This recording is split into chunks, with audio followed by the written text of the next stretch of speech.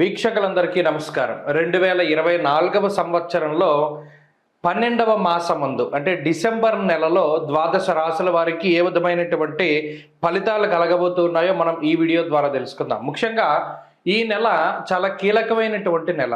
ఈ నెలలో పెద్ద చెప్పుకోదగ్గటువంటి గ్రహ మార్పులేవి కూడా మనకి కనబడడం లేదు.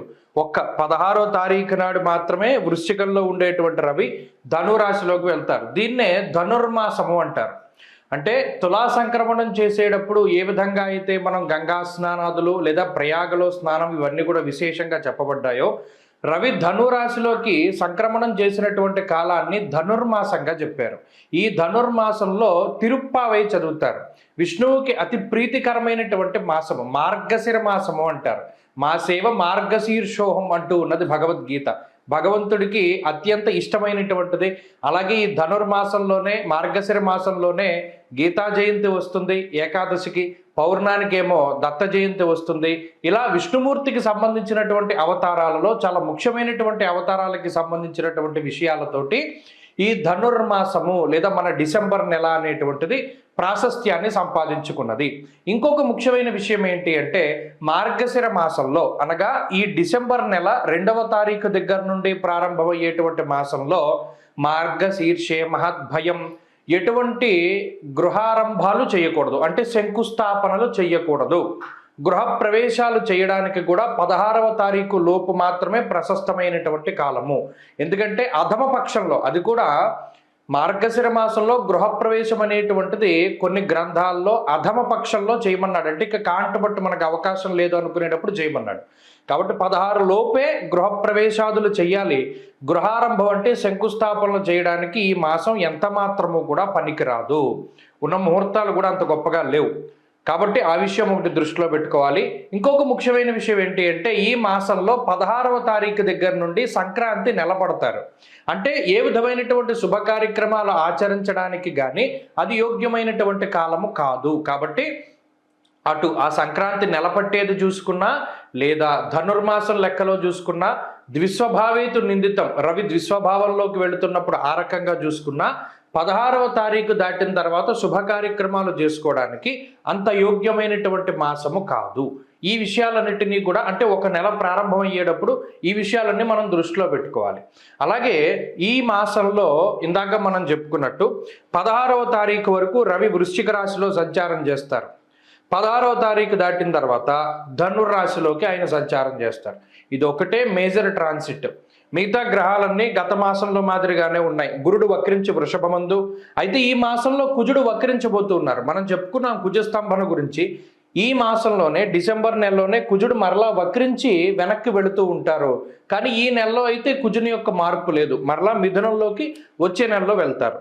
కేతువు కన్యా రాశిలోను, రవి బుధులు వృశ్చిక రాశిలోను, అలాగే శుక్రుడు మకర రాశిలోను, కుంభమందు శనేశ్వరుడు, మీనంలో రాహువు ఉన్నారు. ఇది అపసవ్య చక్రము అంటారు. ఈ అపసవ్య చక్రం ప్రకారం ఈ విధంగా చూసుకోవాలి.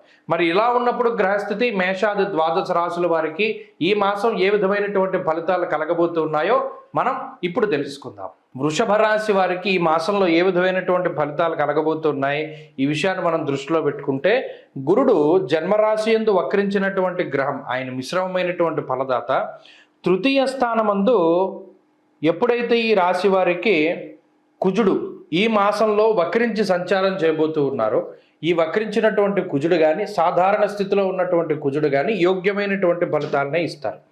అలాగే ప్రత్యేకించి ఈ రాశికి పంచమ స్థానంలో ఉండేటువంటి కేతువు మిశ్రమమైనటువంటి ఫలదాత. షష్ఠ స్థానంలో గ్రహాలు ఏమీ లేవు. సప్తమ స్థానంలో ఉండేటువంటి రవి బుధులు కూడా మిశ్రమమైనటువంటి ఫలదాతలే. ప్రత్యేకించి 16వ తారీఖు దాటాక రవి అష్టమ స్థానంలోకి వెళతారు కాబట్టి అప్పుడు కొంత పాపగ్రహంగా ఫలితాన్ని ఇస్తారు. అలాగే ఈ రాశి వారికి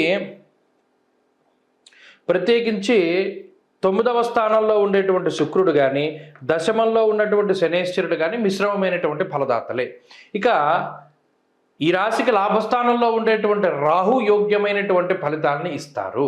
అంటే ఈ మాసంలో ప్రధానంగా దేని మీద ఆధారపడి ఉండాలి ఈ రాశి వాళ్ళు అంటే, 3వ స్థానంలోను 11వ స్థానంలోను యోగిస్తూ ఉన్నటువంటి కుజరాహువులు, ఈ రెండు బలమైనటువంటి గ్రహాలు.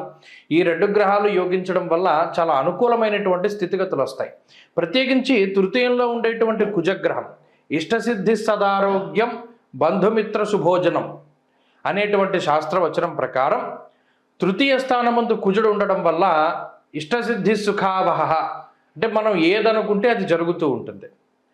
మనం కోరుకున్నటువంటి వృత్తి ఉద్యోగాలను చేపడుతూ ఉండడం, అలాగే వ్యాపారపరంగా ఉండేటువంటి ఇబ్బందులను తొలగించుకోవడానికి చేసేటువంటి పనుల్లో సఫలీకృతం అవుతూ ఉండడం, లేదా సమాజంలో ఎవరైనా పెద్ద వ్యక్తులను కలవాలి, వాళ్ళతో మాట్లాడాలి, వాళ్ళతో కలిసి పనిచేయాలి, పెద్ద సంస్థలతో అనుబంధంగా పనిచేయాలి, లేదా ఏదైనా పెద్ద సంస్థల్లో భాగస్వాములు కావాలి, వారు అక్కడ ఉద్యోగాలు చేయాలి, లేదా అక్కడ వ్యాపారం చేయాలి అనేటువంటి ఆలోచనలు ఎవరికైతే ఉంటాయో ఆ పరంగా ముందుకు వెళ్ళడానికి ఈ గ్రహస్థితి ఉపయోగపడుతుంది.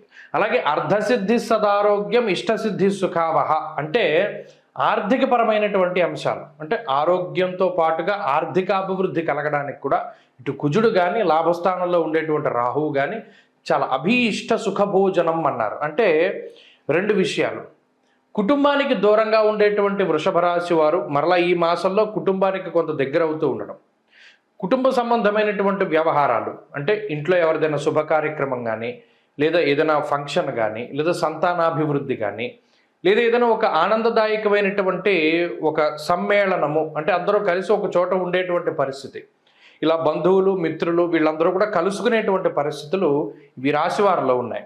ఈ గురుడిచ్చేటువంటి ఫలితం వల్ల కొంత వ్యయ ప్రయాసలకు లోనైనప్పటికీ కూడా, అంటే కొంత కష్టసాధ్యమైనటువంటి పనులు చేయవలసి వచ్చినా కూడా కుజుడిచ్చేటువంటి ఫలితాల వల్ల ఆ పనులు చాలా తేలిగ్గా పూర్తి అవుతూ ఉంటాయి కొంత ఎఫర్ట్ పెడితే. అలాగే సప్తమంలో ఉండేటువంటి రవిగ్రహం, సప్తమంలో సామంత జన విద్వేష అన్నారు. ఈ పాయింట్ చాలా గుర్తుపెట్టుకోవాలి. ఈ నెలలో ఈ వృషభ రాశి వారికి రవి బలం తక్కువగా ఉన్నది. రవి బలం ఎప్పుడైతే తక్కువగా ఉంటుందో ఈ శరీరంలో కొంత నీరసము నిస్సత్తువ లాంటివి ఎక్కువ వస్తూ ఉంటాయి. అనగా కొంత బలం తక్కువగా ఉన్నట్టు, ఉత్సాహం తక్కువగా ఉన్నట్టు, ఏదైనా ఒక పని చేయాలి అంటే అంత ఉత్సుకత రాదు, ఎంతసేపు కూడా కొంత సర్లే చేద్దాం, సరే చూద్దాం అనేటువంటి ఆలోచనలు ఎక్కువగా వస్తాయి. అంతేకాక సామంత జన విద్వేష, కొన్ని సందర్భాల్లో మీ తప్పేమీ లేకపోయినా ఇతరుల మిమ్మల్ని విభేదిస్తూ ఉండడం, అలాగే జీవిత భాగస్వామి తాలూకు అలాగే సంతానం తాలూకు ఆరోగ్యంపై కూడా ఈ రవిగ్రహం ప్రభావం చూపెడతారు. అది ఒక్కటి కొంత వ్యతిరేకమైన ఫలితంగా చెప్పాలి. ఈ రవి ఇచ్చేటువంటి ఫలితాల నుండి బయటపడడానికి, అలాగే ఈ మాసంలో ప్రత్యేకించి, ఎందుకంటే అటు ఆర్థికంగా బాగున్నది, ఆరోగ్యపరమైన పరిస్థితులు బాగున్నాయి, అలాగే వృత్తి ఉద్యోగాల్లో ఎదుగుదల కనబడుతూ ఉన్నది. ఈ డిసెంబర్ మాసంలో మరిన్ని మంచి ఫలితాల కోసమై సూర్యారాధన ఎక్కువగా చేయాలి. ఆదిత్య హృదయం ప్రతిరోజు చదవడం మంచి ఫలితాలని ఈ రాశి వారికి ఇస్తుంది. స్వస్తి.